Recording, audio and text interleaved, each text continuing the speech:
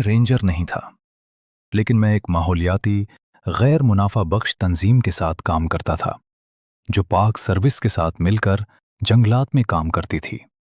ये वाकया उस वक्त का है जब हम मोंटी ला साल नेशनल फॉरेस्ट में एक फ्यूल्स रिडक्शन प्रोजेक्ट पर काम कर रहे थे। जंगल बहुत गहरा था और हमारी टीम एटीवी ट्रेल के काफी अंदर तक गई हुई थी। वहां पहुंचने के लिए एक इंतहाई खतरनाक और खड़ी मुड़ती हुई चढ़ाई से गुजरना पड़ता था, जिसे स्विच बैक कहते हैं। ये हमारे प्रोजेक्ट का आखिरी दिन था। सारा दिन हम दरख्तों को काटने और झाड़ियों को साफ करने में लगे रहे। पार्क सर्विस के लोग मुसलसल सामान वापस ले जा रहे थे। उनमें से एक आदमी ऐसा था जिसे देखकर कोई भी पहली नजर में चूक जाए। वो तकरीबन 6 फुट 5 इंच लंबा था, चौड़ा सीना, भारी जिस्म और उसके सर पर जंग आलूद सुर्ख रंग के घने बाल थे। पूरे महीने के दौरान वो मेरे साथ काम करता रहा था। जब मैं आरी से दरख्त काटता तो वो मेरे साथ खड़ा होकर भारी लकड़ी और मलबा हटाता था। लेकिन उस दिन जो हुआ वो मैं आज तक नहीं भूल पाया। शाम हो चुकी थी, सूरज पहाड़ों के पीछे छुपने लगा था और जंगल में अजीब सी खामोशी फैलने लगी थी। मैं अपनी आदत के मुताबिक बाकी टीम से आगे आगे चल रहा था। मैं अक्सर ऐसा करता था, फिटनेस रखने के लिए। मेरी टीम तकरीबन आधा मील पीछे थी। जब मैं ट्रेल के एक चौड़े मोड़ पर पहुंचा तो अचानक मेरे बाएं तरफ घनी झाड़ियों में से सरसराहट की आवाज आई। वो आम सी आवाज नहीं थी, वो ऐसी थी जैसे कोई बहुत बड़ा जिस्म पत्ते और टहनियां हिला रहा हो। मैं रुक गया। आहिस्ता आहिस्ता मैंने अपनी गर्दन ऊंची की और झाड़ियों के छोटे छोटे खला से अंदर झांकने लगा। पहले तो मुझे लगा कि शायद मेरा वही देवेकल साथी है, क्योंकि मुझे झाड़ियों के अंदर बालों का एक बिखरा हुआ गिच्छा नजर आया, बिल्कुल वैसे ही जैसे उसके सर के बाल थे। लेकिन फिर वो चीज हिली, और जब वो हिली तो मेरा दिल एक लम्हे के लिए जैसे रुक गया, क्योंकि वहां सिर्फ सर के बाल नहीं थे, वो पूरा जिस्म बालों से ढका हुआ था।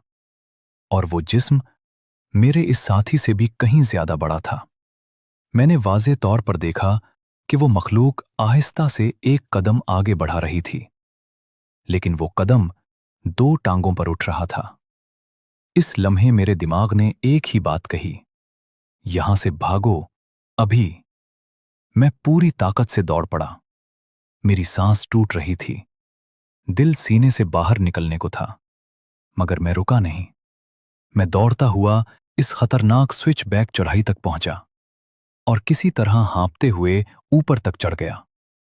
जब मैं ट्रकों तक पहुंचा तो मैं सीधा एक ट्रेलर के अंदर घुस गया और दरवाजा बंद करके छुप गया। मैं वहीं बैठा रहा। दिल तेजी से धड़क रहा था और कान बाहर की हर आवाज सुनने की कोशिश कर रहे थे। तकरीबन 10 मिनट बाद मेरी टीम वापस आई। मैं बाहर निकला और फौरन पूछा, क्या तुम लोगों ने रास्ते में कुछ अजीब देखा? उन्होंने हैरत से मुझे देखा और कहा, नहीं, कुछ भी नहीं। आज तक मुझे नहीं मालूम कि मैंने क्या देखा था। मैं खुद को यही कहकर तसल्ली देता हूं कि शायद वो कोई एलक होगा। मौसम भी वही था, जगह भी। लेकिन एक सवाल आज भी मेरे जहन में गूंजता है। मैंने आज तक किसी एलक को 2 टांगों पर चलते नहीं देखा। जरा तसव्वुर करें, आप रात के अंधेरे में अकेले जंगल में हाइकिंग कर रहे हो, हर तरफ खामोशी हो, सिर्फ दरख्तों की सरसराहट सुनाई दे, और जब आप वापस अपनी गाड़ी की तरफ आएं तो सड़क के किनारे खड़े एक ट्रक के अंदर से अचानक एक आदमी अपना सर उठाए और उसके चेहरे पर हो हॉकी मास्क। और उससे भी ज्यादा खौफनाक बात, 1 महीने बाद इसी जगह जंगल में एक लाश मिलती है। ये कहानी तकरीबन 2004 की है, जब मेरे एक दोस्त ने अकेले कैंपिंग करने का फैसला किया। वो जगह थी एंजेलस फॉरेस्ट के करीब और शायद माउंट बॉल्डी के आसपास का इलाका। उस वक्त उसे अंदाजा भी नहीं था कि उस रात वो ऐसी चीज देखने वाला है जिसे वो आज तक नहीं भूला। मेरा दोस्त शाम के वक्त अपनी गाड़ी लेकर पहाड़ों की तरफ निकल गया। जब वो जंगल के दाखिली रास्ते पर पहुंचा, तब तक रात हो चुकी थी। आसमान स्याह हो चुका था और जंगल में सिर्फ चांद की हल्की रोशनी थी। उसने अपनी गाड़ी ट्रेल के करीब पार्क की और अपना बैग उठाकर हाइकिंग शुरू कर दी। जैसे ही वो ट्रेल के दाखिली दरवाजे के करीब पहुंचा, उसने सड़क के किनारे एक बड़ा ट्रक देखा। ट्रक की तमाम लाइट्स बंद थीं। उसने सोचा शायद कोई ट्रक ड्राइवर अंदर सो रहा होगा या फिर गाड़ी वहीं खड़ी छोड़ दी गई हो। उस वक्त उसे कुछ भी अजीब नहीं लगा। वो तकरीबन 20 मिनट तक जंगल के अंदर चलता रहा। जंगल बिल्कुल खामोश था। फिर अचानक उसे अपने पीछे पत्तों की चरचराहट की आवाज सुनाई दी, जैसे कोई उसके पीछे चल रहा हो। वो रुका और पीछे देखा, लेकिन वहां कोई नहीं था। उसने खुद को समझाया कि ये सिर्फ जंगल की आवाजें हैं। लेकिन जैसे जैसे वो आगे बढ़ता गया, आवाजें बढ़ती गईं। दरख्तों की टहनियां हिल रही थीं, पत्तों पर कदमों जैसी आवाज आ रही थी और उसे बार बार ऐसा लग रहा था कि कोई उसके पीछे है। अब वो तकरीबन 30 मिनट जंगल के अंदर आ चुका था, मगर माहौल इतना खौफनाक हो गया था कि उसके दिल की धड़कन तेज हो गई। हर आवाज उसे डरा रही थी। आखिरकार उसने फैसला किया कि आप कैंपिंग नहीं करेगा और वापस गाड़ी की तरफ चला जाएगा। वो अपना बैग उठाकर वापस ट्रेल से बाहर निकलने लगा, मगर उसे नहीं मालूम था कि बाहर उसका इंतजार कौन कर रहा है। जब वो ट्रेल के करीब पहुंचा, उसने देखा कि वही बड़ा ट्रक अभी भी सड़क के किनारे खड़ा था। अचानक ट्रक के पिछले हिस्से में एक छोटी सी लाइट जल गई।